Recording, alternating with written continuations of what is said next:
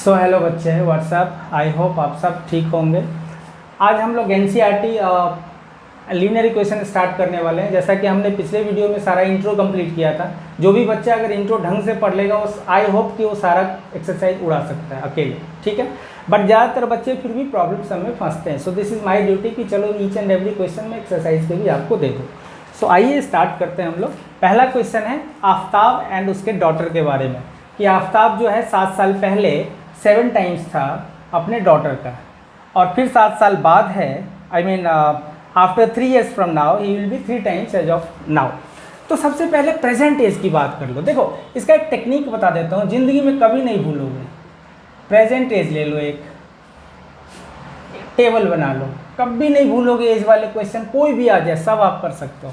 अब यहाँ अगर मान लो 5 साल पहले का बोला है या 10 साल पहले का बोला है, तो यहाँ 7 years अगो है, 7 years अगो, आप 7 years अगो का ले लो। फिर है 3 years फ्रॉम नाउ, तो ये एक टेबल बना लो, 3 years फ्रॉम नाउ। डन। अब प्रेजेंट एज में आपके पास 2 केसेस होंगे, मतलब 2 बॉडी होगी, चाहे वो फादर सन का हो या मॉम डॉटर या फादर डॉटर व्हाटएवर। तो यहाँ कौन है? एक आफ्ताब है और एक उसका डॉटर है। डन। आफ्ताब का आप ले लो x years, प्रेजेंट एज है ये, अभी का है, और डॉटर का ले लो y years, ये y years। तो 7 साल पहले क्या था, डबल था, ट्रिपल था, वो छोड़ दो। पहले 7 साल पहले का निकाल लो, क्या होगा। 7 साल पहले आफ्ताब क्या होगा, क्या हुआ होगा अंदाज़ा। जो अभी प्रेजेंट है जो उससे 7 साल कम। बहुत सिंपल है, जो आज आपकी एज है 7 साल पहले तो आपकी उतनी कम होगी। ऐसे ही डॉटर का क्या होगा, जो y है उसमें से 7 साल कम। ऐसे ही 3 years फ्रॉम नाउ का निकाल लो। चलो आओ पहले ये निकाल लेते हैं। 3 years फ्रॉम नाउ आफ्ताब क्या होगा, जो अभी का प्रेजेंट एज है उसमें 3 years फ्रॉम नाउ कर दो, x + 3। और ऐसे ही डॉटर का क्या हो जाएगा, डॉटर का क्या हो जाएगा, y + 3। डन। अब आप कंडीशन में सोचो, ठीक है। अब आपको कंडीशन में अकॉर्डिंग टू क्वेश्चन क्या बोला है कि 7 years ago I was 7 times as old as you are then. Aftab बोल रहा है कि 7 साल पहले मैं तुमसे, अपनी डॉटर को बोल रहा है, मैं तुमसे 7 टाइम्स, तुम्हारे एज का 7 टाइम्स था 7 years अगो। तो 7 years अगो तो ये है आफ्ताब और ये है उसका डॉटर। तो आफ्ताब यहाँ पे लिखोगे according to question. Done. Aftab यानी कि x - 7 was 7 times of daughter. That's it. ये आपका इक्वेशन आ गया, ठीक है। ये आपका पहला इक्वेशन हो गया, इतना ही सिंपल है। 7 years अगो आफ्ताब क्या बोल रहा था, Aftab was saying 7 years ago I was 7 times of you. You किसको बोल रहा है, डॉटर को, मतलब फादर वॉज 7 टाइम्स डॉटर। हमने पहले ही उसका एज निकाल लिया था, उसको यहाँ सेट कर लिया, खत्म। इसके बाद तो सॉल्व करो इक्वेशन, अभी कर दूंगा। अब है 3 years from now I shall be 3 times as old you are then. अब 3 साल बाद का बोल रहे हैं कि अब 3 साल बाद मैं तुम्हारा 3 times होऊंगा, जितना तुम्हारा एज होएगा 3 साल बाद। तो 3 साल बाद का दोनों का टाइम निकाला। अब यहाँ लिख दो अकॉर्डिंग टू क्वेश्चन फादर वो will be 3 times of daughter, खत्म। यही है आपका इक्वेशन। इसको अपना सॉल्व कर लो। x - 7 = 7y - 49।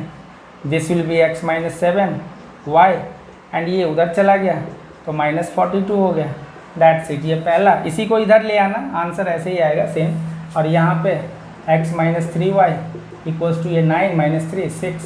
ये आपका दूसरा इक्वेशन, खत्म। कुछ नहीं करना है इसमें, नथिंग एल्स, है ना। पहले एक्सरसाइज में वैसे भी आपको एल्जेब्रिकली सॉल्व नहीं करना है, बोला है कि ग्राफिकली सॉल्व करके दिखाओ, sorry represent this situation algebraically and graphically. तो आपने इसको एल्जेब्रिकली इक्वेशन बना दिया, सॉल्व नहीं करना है, बस अब इसको ग्राफिकली बताना है। तो मैं इन तीनों में से एक क्वेश्चन आपको ग्राफ में बता के दिखा देता हूँ। दूसरा इक्वेशन क्या था, अब मुझे इसको ग्राफिकली बताना है। एल्जेब्रिकली आपने रिप्रेजेंट करके दिखा दिया, अब ग्राफिकली रिप्रेजेंट करने का मतलब है कि इसको ग्राफ बना के दिखाओ। तो सिंपल सी बात है, आप वैसे ही टेबल लोगे, डेटा बनाओगे, दोनों का ग्राफ बना दो। कैसे, चलो हम इसकी बात करते हैं। x - 7y है -42, तो x = क्या हो जाएगा 7y माइनस 42। अब यहाँ से इसका हम एक डेटा तैयार करते हैं, करेक्ट है। आ जाओ देखो, एक x ले लो, एक y ले लो। अब सपोज करो यहाँ पे y की जगह अगर मैं 6 ले लूँ तो 6 7 6 या 42 माइनस 42 0, तो ये 0 हो गया। डन। दूसरा और क्या लोगे, y को अगर आप 0 ले लोगे तो ये माइनस 42 हो जाएगा, तो थोड़ा बड़ा हो जाएगा, तो चाहो तो और छोटा कर सकते हो। जैसे यहाँ पे 5 ले लो, और छोटा कर देता हूँ, 7 5 या 35 माइनस 42 तो माइनस 7 हो गया, ठीक है। और छोटा करना चाहो तो y इक्वल टू 7 ले लो, तो 7 7 या 49 माइनस 42 कितना हो गया, 49 माइनस 42 7 हो गया।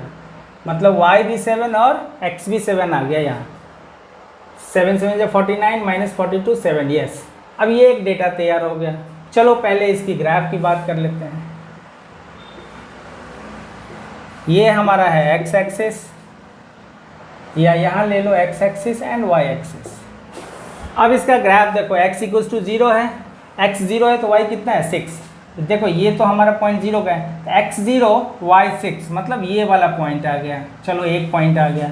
दूसरा x minus 7, x minus 7 y 5, x minus 7 y 5, यानी कि ये वाला पॉइंट है और ये वाला पॉइंट है। तो हम मैं अंदाजे से ले लेता हूँ, ये वाला है, ठीक है। This will be minus 7 and 5, ये हमारा सेकेंड वाला है, और ये कितना हो गया 0 6। डन, 2 लाइन बन गया। तीसरा लाइन है 7 7 का, यानी x 7 y 7, ये कुछ इस तरह का आएगा यहाँ, ठीक है। ये 7 7 का एक रफ आइडिया है, this is not accurate figure, graph paper नहीं है, तो आप अंदाज़ा लगा लो। मैं थोड़ा सा टेढ़ा हो रहा है तो हल्का सा कर लेता हूँ। अब ये लाइन हमारा जो जाएगा वो ऐसे जाएगा, दिस इज़ माई लाइन। कौन से लाइन का ग्राफ है ये, x equals to 7y minus 42। Done, ऐसे एक लाइन बना दिया आपने। दूसरा है x minus 3y equal to 6, तो x इक्वल्स टू क्या हो गया 3y प्लस 6। अब यहाँ पे देखो, अब यहाँ पे भी आप 2 डेटा ले लो, बहुत सिंपल होता है ये। y इक्वल टू 0 ले लो तो x कितना हो गया 6, y इक्वल टू 2 ले लो तो x कितना -1 ले लेते हैं, चलो y इक्वल टू -1 ले लो तो ये -3 हो गया, तो ये 3 हो गया। y इक्वल टू -2 ले लो तो 3 2 ये 0 हो गया, आ गया। अब आप फटाफट बिठाओ, x 6 है y 0 है, x 6 y 0, ये पहला 3 एंड -1, x 3 है y -1 है। चलो एक अंदाजे से ले लेते हैं, और 0 एंड -2, x 0 है y -2, मतलब यहाँ कुछ ऐसा होगा। मतलब ये अगर ढंग से बनाओगे तो मुझे लगता है ऐसे चलेगा, ऐसे कुछ होगा। थोड़ा सा टेढ़ा मेरा हो रहा है तो ऐसे लाइन जाएगा, ऐसे लाइन। ये देखो, आप जब ग्राफ पे बनाएंगे तो बिल्कुल ये जाएगा एकदम से ऐसे ही। हो सकता है इंटरसेक्टिंग हो या पैरेलल हो, इसको देख के मत जाना। दिस इज जस्ट एक रफ आइडिया मिल गया कि आप ग्राफ कैसे बनाएंगे, ठीक है। तो इसमें आपको इससे ज़्यादा कुछ नहीं पूछेगा। तो ग्राफिकली का यही मतलब हुआ कि आप पहले इक्वेशन को डिराइव करिए, उसके बाद अगर एल्जेब्रिकली करना है तो आप एल्जेब्रा से सॉल्व करेंगे, जो कि हम अगले नेक्स्ट एक्सरसाइज में करेंगे। एंड ग्राफिकली करना है तो आप ग्राफ बनाइए और ग्राफ से सॉल्व करिए। अच्छा, एक मज़े की बात और बता देता हूँ कि अगर इसको सॉल्व करना होगा, अभी तो रिप्रेजेंट करना बोला है तो खाली आपने रिप्रेजेंट कर दिया, अगर सॉल्व करना होगा तब क्या करेंगे, आपको ग्राफिकली भी सॉल्व करना मैं बता चुका हूँ कि इंटरसेक्टिंग होता है तो यूनिक सोल्यूशन, या कोइंसिडेंट होता है तो इनफाइनाइट, या पैरेलल होता है तो नो सोल्यूशन। तो वैसे केस में ग्राफ जैसे ही आपने बनाया, मान लो ये 2 लाइन आ गया ऐसे पैरेलल, तो आप बोल दोगे जी there is no solution for this 2 equations. क्यों? क्योंकि ये लाइन्स आर पैरेलल।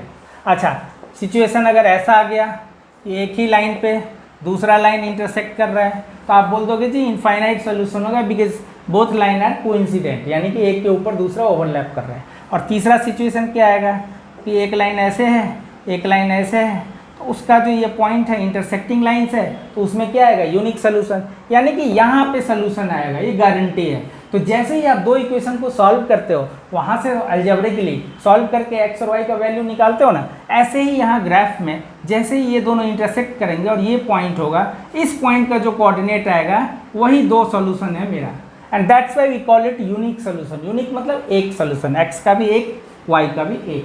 तो दीज टू इक्वेशंस को सॉल्व करने के बाद एक सोल्यूशन आएगा, unique solution, and this is what we are trying to explain you कि ये पॉइंट जो आएगा इंटरसेक्टिंग लाइंस का, ये जो पॉइंट आएगा वही आपका यूनिक सोल्यूशन होगा, यानी कि उसी का कोऑर्डिनेट आप निकाल दोगे, that will be your answer.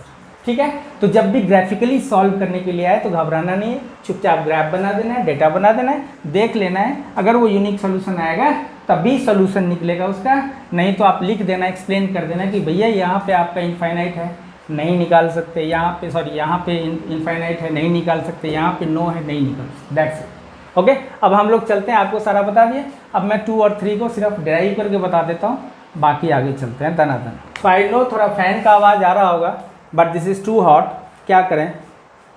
So I hope कि आप लोग थोड़ा कोऑपरेट करेंगे। Now question number 2, the coach of cricket team buys 3 bats and 6 balls for 3900 rupees.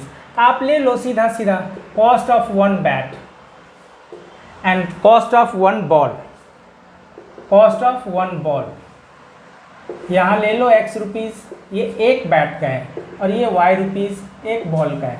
तो बोल रहे हैं कि 3 बैट्स एंड 6 बॉल्स है, तो 3 बैट का 3x हो गया, भाई एक बैट का x रुपीज़ है, तो 3 बैट का क्या होगा 3x रुपीज़। ऐसे ही 6y है, आई थिंक 6 बॉल्स है, तो ये 6y हो गया, एंड दैट इज़ 3900। अब इसको 3 अगर कॉमन ले लोगे आप इधर भी और इधर भी, तो क्या हो जाएगा, 3 कॉमन लेके क्या आ गया, x + 2y = 3900 हो गया। इस 3 को अपॉन 3 कर दो, अगले स्टेप में अपॉन 3 कर दो, यहाँ अपॉन 3 कर दो, कट हो गया, 1300 आ गया, दैट्स इट। ये आपका पहला इक्वेशन आ गया, x + 3y = 1300। Now the second one is she buys another bat, another bat मतलब एक बैट, बोलते हैं ना जस्ट अदर वन या अनदर वन, मतलब एक दूसरा बैट। तो she buys another bat and 3 more balls.